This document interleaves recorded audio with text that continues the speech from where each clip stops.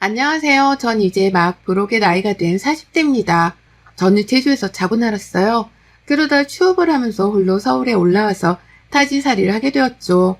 제주에 살았다고 그곳이 고향이라고 하면 다들 부럽다고 말하지만 오히려 제가 부러운 건 서울 사람들이었습니다. 제주 참 아름답고 예쁘죠. 그런데 결국 사방이 바다로 둘러싸인 섬이잖아요. 뭔가 이곳에 갇혀서 산다는 생각이 컸었고 뭔가 답답했습니다. 그렇게 긴 세월을 함께하던 제주를 떠나 서울로 왔을 때 해방감이 크면서도 괜히 이 낯선 땅이 무섭기도 하고 외롭기도 했어요. 그치만 그럴수록 더 씩씩하게 더 용감하게 살려고 노력했습니다. 제가 제주를 떠나면서 다짐한 게 하나 있거든요. 제주집에 내려갈 때는 꼭 한 단계씩 성장한 모습으로 멋지게 내려가서 나만 보고 평생 고생하시던 우리 부모님께 좋은 모습을 보여드려야지 싶었죠. 제가 외동딸이라 금이야 오기야 컸거든요. 그런 딸내미가 홀로 서울 땅에 갔으니 얼마나 걱정이 되셨겠습니까? 그 마음을 누구보다 제가 잘 알기에 제주를 하루 만에 있다 오더라도 자주 가려고 노력을 했습니다. 저 또한 부모님을 보고 와야 뭔가 마음이 안정되는 느낌이 들더라고요. 제가 하던 일은 화장품 관련된 회사 본사에서 일을 했습니다. 광고 마케팅 쪽 전담해서 업무를 했었기에 늘 유행에 민감했고 바쁘기에 야근이 잦은 직업이었죠. 큰 사람이 되고 싶고 성장하고 싶은 마음에 이 악물고 일만 죽어라 하고 발전을 시키고를 반복했더니 결국 저도 직급이란 게 생겼고 누군가에게 떳떳하게 제 직업을 자랑할 수 있는 정도의 위치가 되었습니다. 그때부터 연애를 본격적으로 시작했던 것 같아요. 그 전까지는 솔직히 사치라고 생각을 해서 잘 하지 않았던 것 같습니다. 그런데 딱 시기적절하게도 제가 온 마음을 다 바쳐 사랑할 수 있던 사람이 제게 나타났죠. 그게 바로 제 남편이었습니다. 저보다 2살이었던 남편은 외롭던 제게 외로울 틈을 주지 않을 만큼 정성을 쏟으며 사랑을 줬어요. 그 덕분에 그 사랑을 온전하게 받으며 저희는 3년간의 연애를 했습니다. 남편이 참 좋았던 게 제가 일에 약간 미쳐있고 성공에 미쳐있는 걸 알았는데 적당히 멈춰줄 땐 멈추게 해줬고 그러면서도 제가 위로 올라갈 수 있도록 또 옆에서 내조도 아낌없이 해줬어요. 한마디로 3년간의 연애는 모두 저에게 맞춰줬던 사람이었습니다. 그게 늘 고마워서 저 역시 사소한 거든 큰 거든 늘 남편에게 마음을 담아 제 마음을 표현했던 것 같아요. 3년의 연애의 끝으로 저희 부모님도 뵐 겸 여행 겸 제주도를 가게 되었고 그때 전 프로포즈를 받고 결혼을 약속했습니다. 결혼은 당연히 지금과 같겠지. 저는 그렇게 생각을 했었어요. 물론 연애 때처럼 프리하진 않겠지만 그래도 이 사람과 함께라면 전 정말 행복할 거라고 확신했습니다. 실제로 결혼하고도 연애 때와 별반 차이가 없을 정도로 남편은 저를 위해 노력을 많이 해줬어요. 그래서 전 제가 할 수 있는 집안일들을 하며 남편의 수고를 덜어줬습니다. 저희 부부는 한마디로 표현을 해보자면 서로를 위해 서로가 우선인 그런 부부였어요. 그렇다 보니 싸울 일도 딱히 없었고 이 생활이 너무너무 행복하고 좋았죠. 그러나 힘들었던 부분들이 하나씩 생기기 시작했습니다. 전 외동이지만 일찍부터 부모님 품에서 벗어나 독립을 하며 살던 사람이었지만 남편은 독립이 안 된 상황이었어요. 아직도 신우와 시모에게는 남편의 돈이 필요하던 상황이었고 남편이 버는 돈이 온전히 남편 게 아니었죠. 이 사실을 제게 말해준 적도 없고 물었을 때 별말도 없었기에 전혀 알지 못했습니다. 그런데 점점 이상한 거예요. 제게 오픈을 했던 벌이가 분명히 있는데 매달마다 남편이 돈에 쪼달리는 모습을 보였고 원래 그런 캐릭터가 아닌데 점점 돈을 아끼며 돈 얘기만 하면 예민해지는 모습들도 보였습니다. 저도 그렇고 남편도 그렇고 엄청 여유 있는 정도는 아니어도 절대 여유가 없는 상황은 아니었어요. 연애 때도 결혼 때도 말이죠. 그런데 뭔가 이상한 겁니다. 계속 이상하다 느끼고 있었는데 어느 날은 제게 그러더라고요. 생활비를 딱 한 달만 못 낼 것 같은데 이해를 해달라고 말이죠. 그래서 앉혀두고 물었습니다. 생활비를 내고 못 내고가 중요한 게 아니라 무슨 일 때문에 그러는지를 나한테 말해줘야 하는 거 아니야? 우리가 부부인데 돈에 관련된 건 당연히 상의하고 그래야 하는 거 아닌가? 그냥 이유는 묻지 말고 딱 한 달만 부탁할게. 아니 여보, 그런 건 어렵지. 무슨 일이든 난 공유해야 한다고 생각해. 물론 부부끼리도 사생활은 존중받는 게 맞다고 생각하지만 이건 돈에 관련된 일이잖아? 그럼 당연히 공유해야지. 말해봤자 어차피 당신이 이해해줄 것도 아니고 내가 말할 이유가 없다니까? 그냥 좀 묻지 말고 그렇게 하자. 이상하네 정말. 늘 솔직하게 다 털어놓던 사람이 이렇게까지 말을 안 한 거면 난 더 수상해서 꼭 들어야겠는데? 남편과 연애와 결혼을 포함해서 처음으로 큰 소리까지 내며 싸웠던 날입니다. 끝까지 제게 이유를 말하지 않는 거예요. 그러면서도 제게 이해를 못 해주냐고 뭘 그렇게까지 알려 하냐며 막 뭐라 하는데 오히려 제가 황당했습니다. 결국 이유를 듣지 못했지만 전 뭔가 문제가 생겼다는 것에 확신을 하고 남편 앞으로 이것저것 알아보기 시작했어요. 그러자 놀라운 사실을 알게 되었죠. 남편이 본인 앞으로 3군용 대출을 3천만 원, 1천만 원, 500만 원 이렇게 총 3번을 해서 거의 5천만 원에 달하는 금액을 대출한 사실을 알았습니다. 더 웃긴 건 이 모든 돈이 신우와 시모에게 갔다는 거예요. 전 이 사실을 알고 남편에게 뭐라고 했습니다.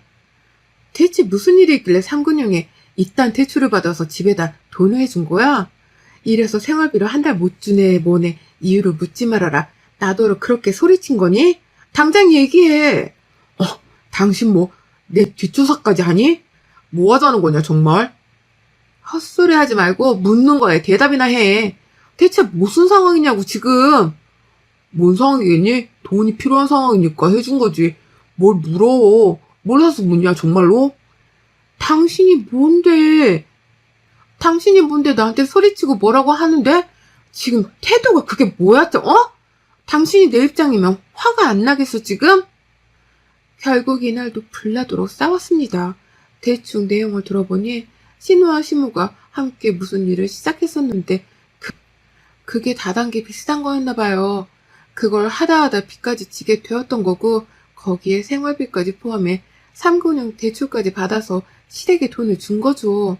여기에 더 최악인 건 남편이 회사에서 잘리게 된 겁니다.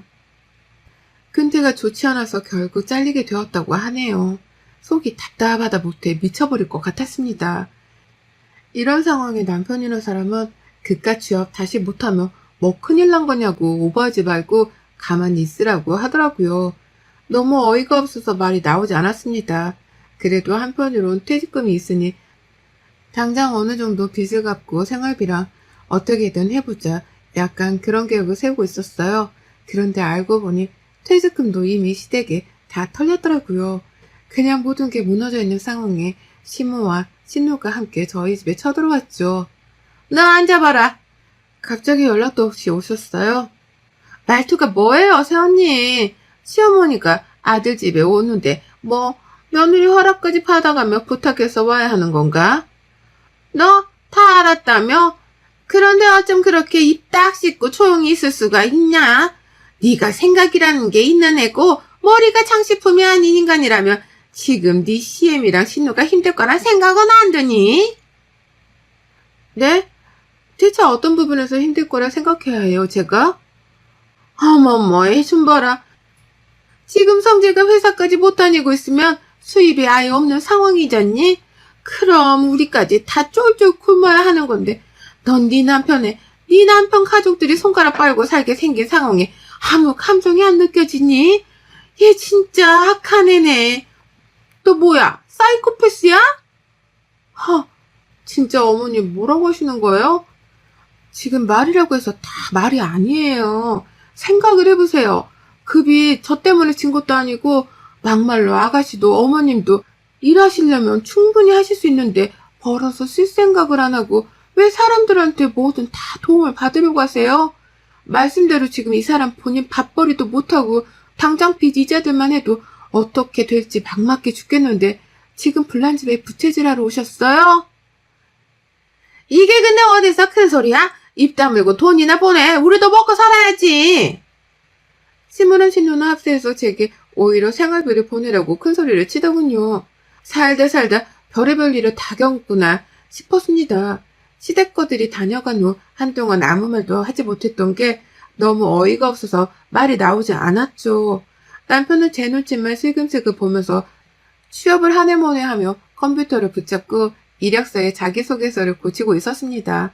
그 모습을 보다 모든 분노가 한꺼번에 확 올라와서 저 남편에게 딱 질렀어요.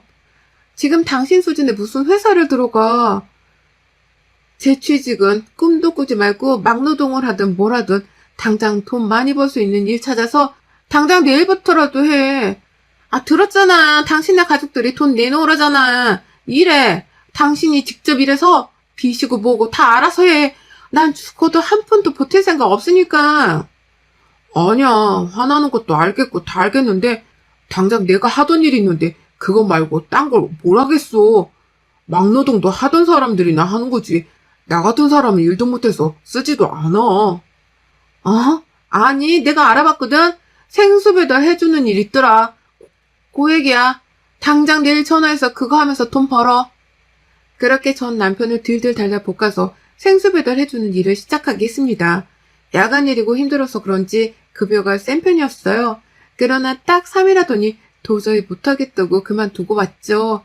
당장 어떻게든 살아보겠다고 현실적인 대안을 주는 제 의견을 모두 무시하고 그저 편하고 쉬운 일만 하려는 남편이 한심했어요. 거기다 일은 다 저질러 놓고 시댁 것들도 남편도 모두 저만 바라보며 돈돈거리고 있는 모습에 진절머리가 났습니다. 결혼한 지 얼마 안 된 상황에 이런 일이 벌어진 거라 차라리 잘 된 건가 싶기도 했어요. 더 늦기 전에 이 관계를 정리해야겠다 싶었습니다. 앞으로도 더하면 더했지 절대 시댁 것들에게서 벗어날 수 없다는 생각을 했거든요. 그 와중에 시모랑 신우는 또 집에 쳐들어와서 제가 퇴근할 때까지 기다렸다가 제가 퇴근하고 들어오니 저를 쥐잡듯이 잡더군요. 예, 내가 생각할수록 어이가 없어서 찾아왔다. 내 아들 돈으로 도움받은 거 네가 뭔데 내 아들을 잡으면서 뭐라고 하는 거니? 네가 준 돈이야? 아니잖아. 그리고 사람이 살다 보면 벌이가 없을 때도 있는 거지. 그럼 와이프인 네가 도와주는 거고 그렇게 돕고 사는 게 가족 아니니? 이 남편 가족 아니냐고. 어머님, 제발 그만 좀 하세요. 그리고 이렇게 무작정 집에 찾아오지 좀 말아주실래요? 저 너무 불편하고 싫거든요. 그냥 별로 대화하고 싶지도 않으니 어머님 아들이랑 얘기해서 알아서 하세요. 말씀대로 전 돈 한 푼 보탤 마음 없고 매정하고 독한 년이니 그렇게 아시면 될 것 같은데 왜 자꾸 찾아와서 이러세요? 뭐야? 저 말하는 싸가지 좀 봐라. 아주 넌 돈 몇백도 도와줄 여력이 없냐?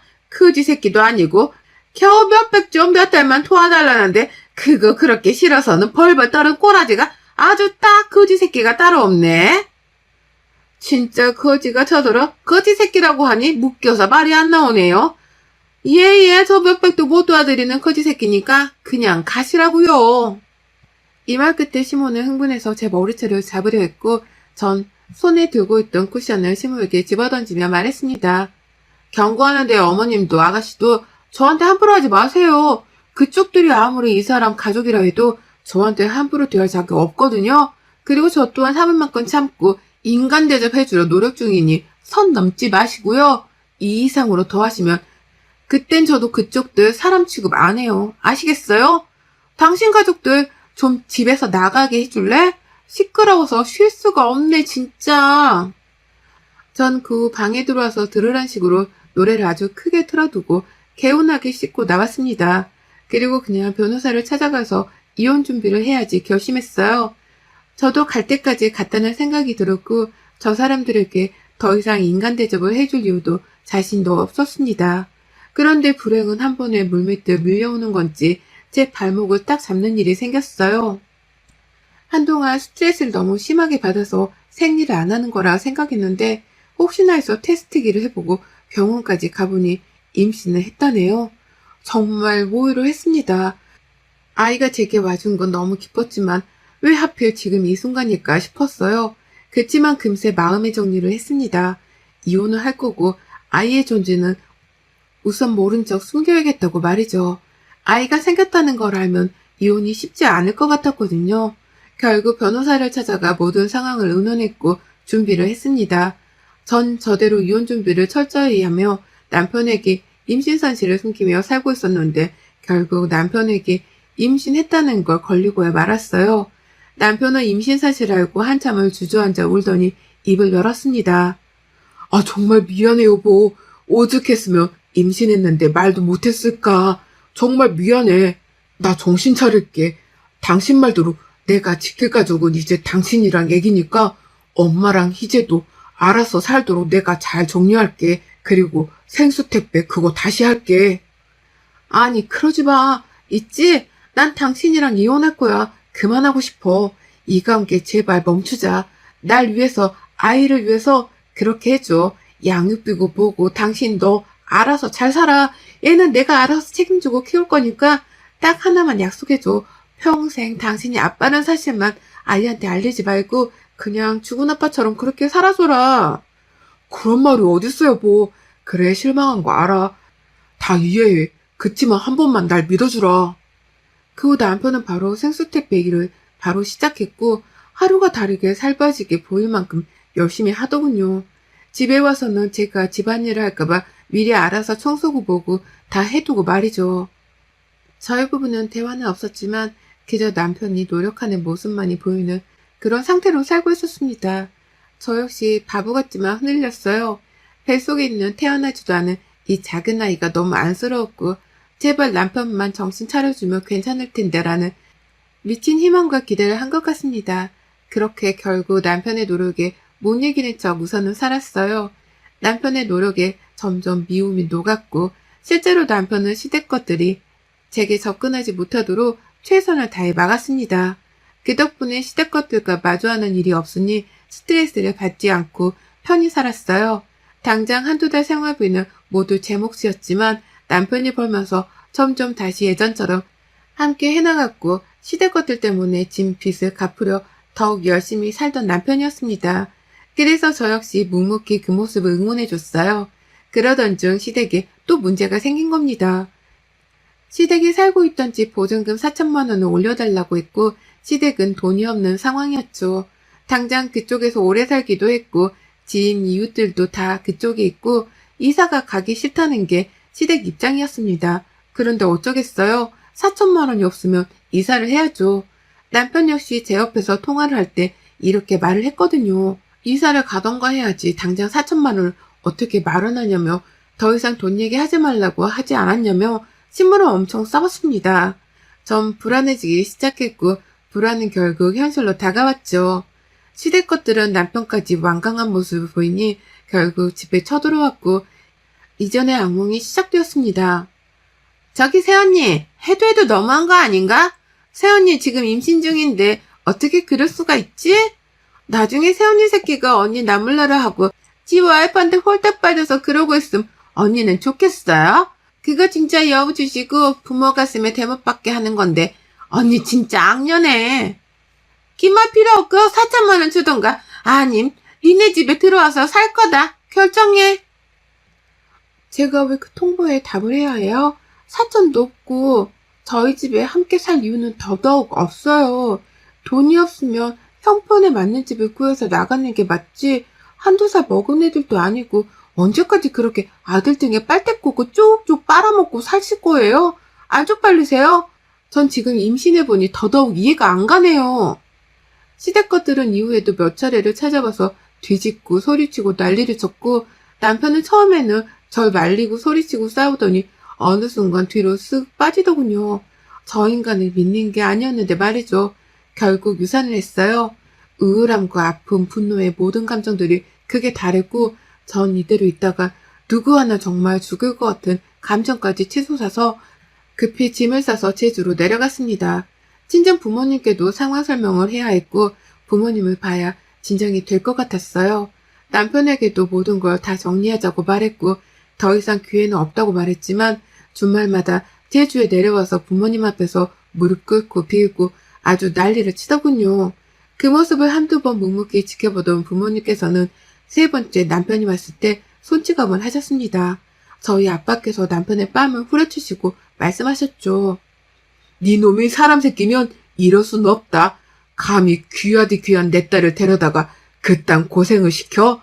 언제까지 하나 보려고 냅뒀는데 더 이상은 네 꼴 같지도 않은 모습 보기도 싫으니 당장 눈앞에서 꺼지고 이혼해. 한 번만 더 찾아오면 내가 니네 집에 가서 니네 엄마고 동생 있고 머리채 다 뒤어 뜯어버릴 테니까 그렇게 알아. 네 뺨만 후려친 걸 감사하게 생각하고 당장 내 눈앞에서 사라져라. 그 후 전 바로 정리를 하기 위해 서울로 올라갔는데 글쎄 저희 집에 가보니 이미 시댁 것들이 가구까지 들여놓고 살고 있더군요. 진짜 이간경이 너무 웃겨서 헛웃음을 지었는데 제게 시모가 그랬죠. 정리하러 온 거지 너? 빨리 정리해서 나가줄래? 너 하나 나가면 우리 가족 모두가 이렇게 편하게 살 수 있는데 어디서 저런 거지 같은 게 집구석에 들어와서는 아유 내 팔자야. 그러긴 말이야. 차라리 좋게 말할 때 어떻게든 비를 바치고 소용이 있지 그랬음 거지 걸로 나가진 않아도 될 텐데. 신우와 시모는 과자를 씹어먹으며 제게 저렇게 말했고 전 과자와 앞에 있던 주스를 시모와 신우 얼굴에 확 뿌려주고 말했어요. 멍청한 거니 아니면 인정이 어려운 거니? 대단히 착각들을 하고 있네. 그래 좋아. 이 집에서 며칠이라도 누리고 살도록 해. 어차피 며칠 뒤부터 앞으로 남은 생은 니들이 말하던 거짓골로 살 테니까. 전 바로 법적으로 해결했습니다. 이 시댁 것들이 참 멍청한 게 그 집도 제 거고 유책 배우자도 남편인데 이혼하면 무조건 재산을 반으로 딱 가져갈 수 있다고 생각했나 봐요. 혼인기간도 짧기에 그럴 리도 없는데 말이죠. 결국 땡전 한 푼도 없이 쫓겨났고 오히려 제게 뱉어내고 이혼을 했습니다. 전 이후에 휴식이 필요해 제주 부모님 댁으로 내려가서 몇 달간 머리도 비우고 마음도 비우고 살다 다시 서울로 와서 복직하고 잘 살고 있어요. 그리고 시댁걸들과 남편은 빚에 허우덕거리다 갈 때까지 간 상황이더라고요. 제가 만약 정의 이 관계를 놓지 못했다면 결국 저도 같이 바다까지 추락하는 상황이었을 건데 생각만 해도 아찔합니다. 이 결혼해서 이런 것들은 다 괜찮아요. 시간, 마음, 아픔 다 괜찮은데 그저 품었던 아이를 지키지 못했다는 슬픔이 너무 아프긴 해서 아직도 홀로 아이를 추억하고 위로하며 살고 있습니다. 여러분의 생각은 댓글로 남겨주세요. 오늘도 시청해주셔서 정말 감사합니다.